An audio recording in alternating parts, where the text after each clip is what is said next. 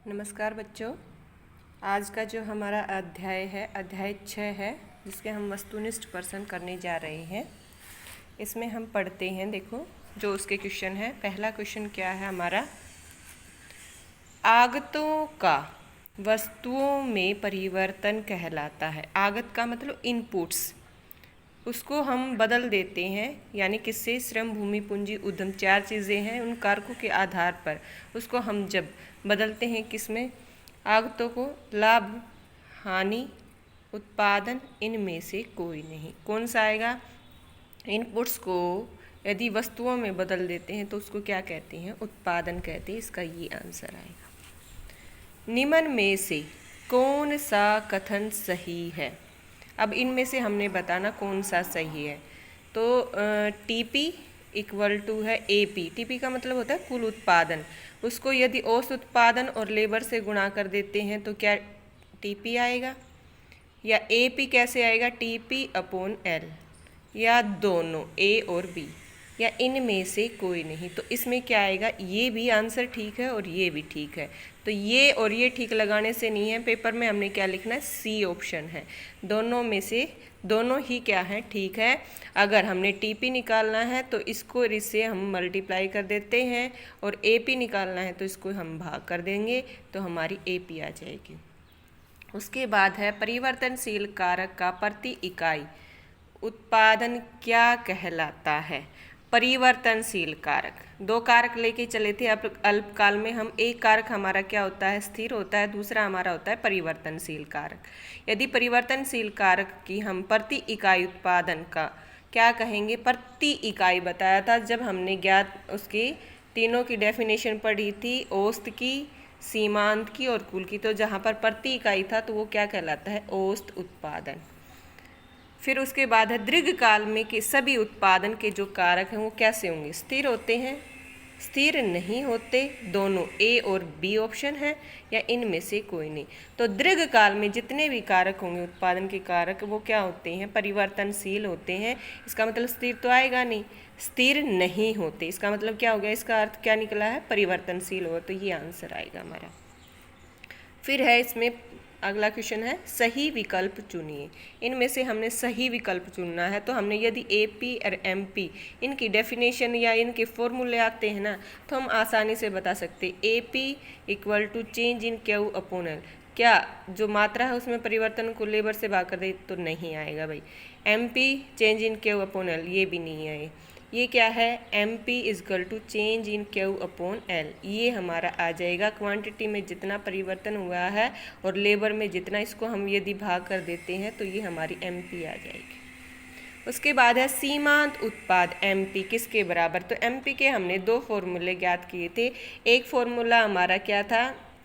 एक फॉर्मूले में तो डेल्टा टी पी अपॉन में डेल्टा एल था, और दूसरा था T P N minus T P N minus 1।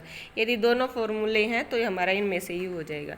ये आएगा? नहीं आएगा। ये भी नहीं आएगा, ये भी नहीं है। तो हमारा इसमें क्या है? Delta T P upon delta L दे रखा है। तो ये हमारा ठीक है एम पी का। एम पी का मतलब सीमांत उत्पादन। जब सीमांत उत्पादन शून्य होता है तो कुल उत्पादन होगा। यदि हमने वो डायग्राम हमने देखे थे, दोनों डायग्राम, उसमें ये यहाँ से यहाँ पे क्या थी? टीपी की थी, और ये यहाँ से ये क्या थी? एमपी की थी। तो ये जब क्या होता है? सीमांत उत्पादन शून्य होता है। जब ये शून्य है तो इसके ऊपर सही ऊपर क्या बताया था? अधिकतम।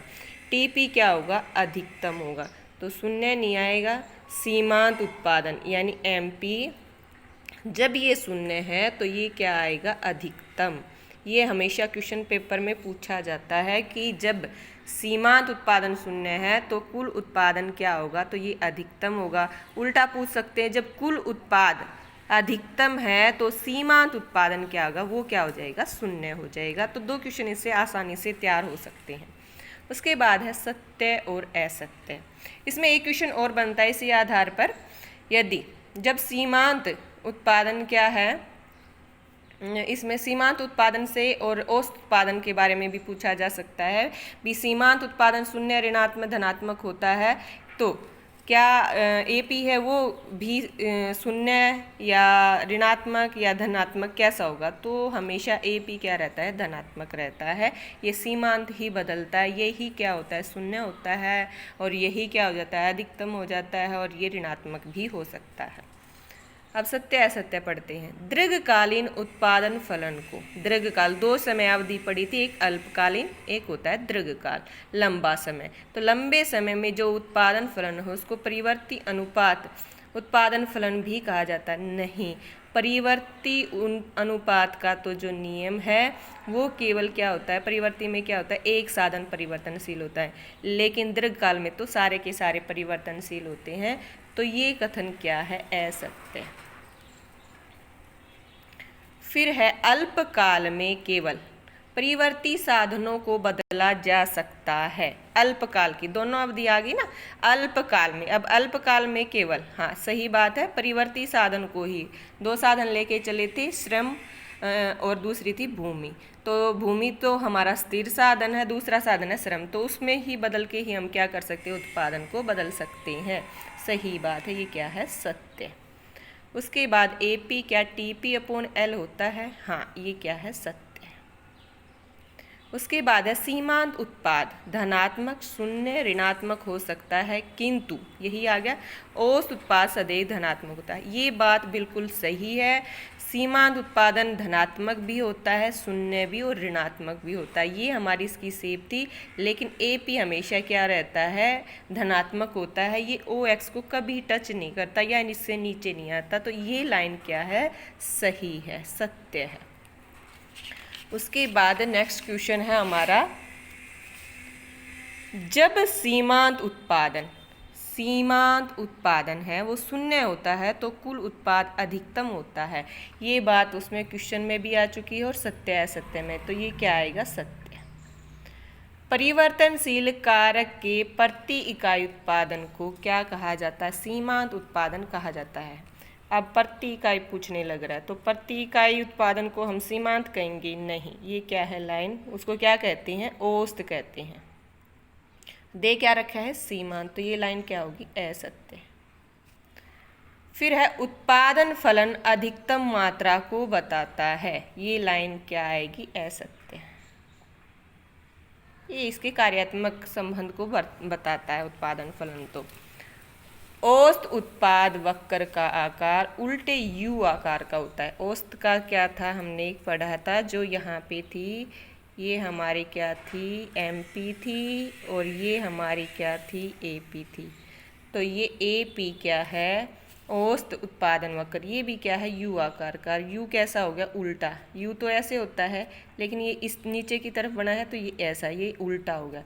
तो ये लाइन क्या है? सत्य है। यानी दोनों, MP पूछ ले चाहे AP है, दोनों की शेप कैसी है? U आकार की, लेकिन कैसे आकार की है? ये क्या है? उल्टे आकार की। अल्पकाल में उत्पादन के सभी साधन परिवर्तनशील होते हैं। अल्पकाल में सारे साधन परिवर्तनशील नहीं होते। ये लाइन क्या है? असत्य। बस इस लेसन में हमेशा बस यही क्वेश्चन पूछे जाते हैं। सीमांत उत्पाद क्या होता है? औसत उत्पाद क्या होता है? कुल उत्पाद क्या होता है? दोनों का संबंध क्या होता है? उसके बाद ये पूछा जाता है, अभी इनका रिलेशन में भी ये पूछा जाता है। AP धनात्मक रहती है हमेशा, MP शून्य, ऋणात्मक, और क्या होती है? धनात्मक होती है। जब TP अधिकतम होती है तो MP शून्य होती है, या MP शून्य है तो TP अधिकतम होती है। इससे अलावा कोई क्वेश्चन इसमें नहीं आता। या शेप के बारे में पूछ सकते हैं भी, इनकी दोनों की शेप कैसी है? तो ये उल्टे U आकार की है। धन्यवाद बच्चों।